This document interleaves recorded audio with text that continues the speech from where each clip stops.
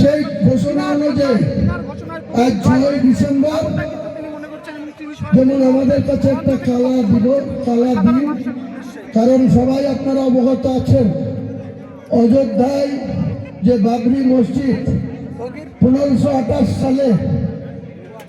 বাবরের মূল সেনাপতি মীর বাকির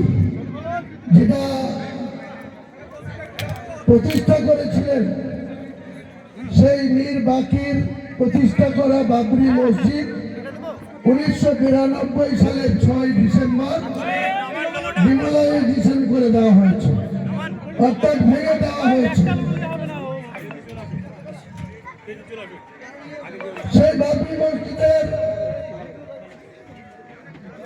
দ্বিতীয় বাবরি মসজিদ হতে পারবে না, কোথাও ভারতবর্ষের সুপ্রিম কোর্ট বলেননি। 2019 সালের নভেম্বর মাসে অনারেবল সুপ্রিম কোর্ট থেকে যে জাজমেন্ট এসেছিল তাতে বলেছিল যে হিন্দু সমাজের মানুষের আবেগকে